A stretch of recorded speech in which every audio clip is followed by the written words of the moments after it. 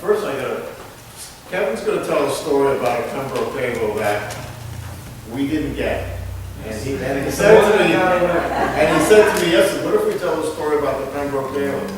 I said, what table? He said, you don't remember? I said, no, I don't at all.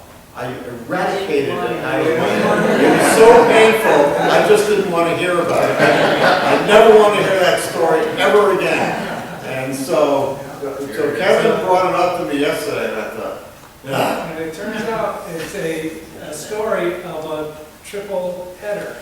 3 pieces that got away that we encountered in the same day after they got away. So one day Arthur and I were here at the shop, and our cabinet maker at the time called us and said that someone had brought in an unusual table for him to work on. It was grungy and painted and crusty, and the guy just wanted it refinished and fixed up and shined up and ready to go. And he said, he convinced the guy that they probably shouldn't do that, but let him investigate it first. And when the guy brought it to the cabinet maker got really excited. He said, this, I think, is a very valuable table. I'm pretty sure it's not English. I think it's American, but I'm not 100% positive. Let's try to figure it out. If it is American, it could be worth well into the 6 figures. Well, that got the guy's attention, and the cabinet maker really got his juices flowing. So he actually brought the table here, and Arthur and I were talking about it this morning, thanks to the journal that I kept. I had forgotten that the table was lit here in the shop, and then went out of the shop. But when he got in the shop and Arthur and I got a chance to look at it, it was a Pembroke table, which has short drop leaves and a single drawer in the narrow end, and then tall legs. And we see Pembroke tables all the time.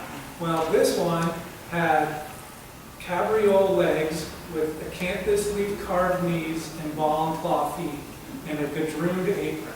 Like Philadelphia, real urban Philadelphia style, a very early version of the Pembroke form. And Arthur and I looked at it and were like, wow, and it was untouched. It had old gum stuck underneath the leaves. It had a piece of rawhide going through where the brass knob used to be, and the rawhide was used to open and close the drawer. And it was just this really incredible, crusty, deep purple, mahoganized color on it that was certainly original. And we thought, wow, this is incredible. We're pretty sure it's American, and we got to make sure it's not English, but I don't know. So Arthur and I put it in the van, made an appointment with a cabinet maker down in Pennsylvania that's a specialist in Philadelphia furniture. And it was funny, neither one of us remember taking this whole drive, but we did. We drove down to Pennsylvania, got to the cabinet maker's shop, and the table was half under some blankets. The cabinet maker comes outside, we open up the van, and we didn't even have to uncover it the rest of the way. He said, I know that type of table, I know who made it, it was made in Philadelphia, it was made around 1760, that is an amazing masterpiece, they're so rare, there's only 3 of them known. And that's kind of like the perfect storm. You don't want to have the only one, you don't want to have 1 out of 1,000, you want to have 1 out of 3. Perfect. So he gave the table his blessing. It's American, it's Philadelphia, and it's a great table. All right. Oh, great. All right, so we put it back in the van, drive back to Connecticut. Arthur talks to the cabinet maker arranges so Arthur and the owner talk on the phone. And we get the phone call, and Arthur says, it's a great table, we're really we're very much interested in it. We'll make you an offer of $125,000. And there was silence on it. They waited, and the guy said, after a while, well, I'm going to have to think about that. He said, I'm a lawyer. I'm going to have to do my research, and I'm going to have to find out what other options that I can have. Yeah. The thing had fresh watermarks on the feet. It had just been in the basement, a barn. It still had rawhide on the handle. I mean, it was something they didn't think. So if we offered $2,500, we probably could have got it. But being honest with the guy, that we thought it had a really strong value, and we could do well with it.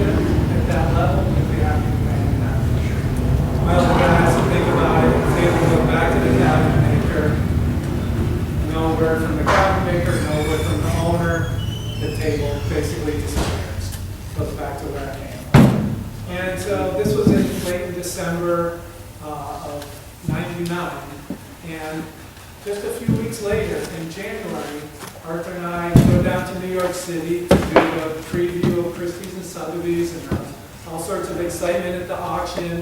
And that was the same year that the Hope Family Spice Chest from Salem sold for $2.2 million. And so the prices and the money and everything was going nuts. And New York City was crazy. The auctions were great. And we had a full weekend, and I think sure did well buying, but we weren't doing the show yet. So we go by the antique show, the winter antique show, to see what's going on and check in on the dealers. We did know through an interview before the show that one of our competitors was bringing a tall clock, a Simon Willard rocking ship tall clock that we had been chasing, as Zeke had been chasing for years and years and years. And we knew we didn't get it. We knew that was going to be at the show. So, oh well, we win some, we lose some. So we get to the show, and we walk by the booth, and we go to see the clock, and all I hear is Arthur goes, "The mirror." And I go, "Oh, the mirror." I didn't really know the mirror, but I knew the story. There was a mirror, and it was at a family in Salem, the Bingham family. And the mirror was promised to Zeke 50 years ago by Mrs. Bingham. "Oh, Zeke, if we ever sell the mirror, we're going to let you have it." Well, Mrs. Bingham passed away, went on into the family, we didn't get it.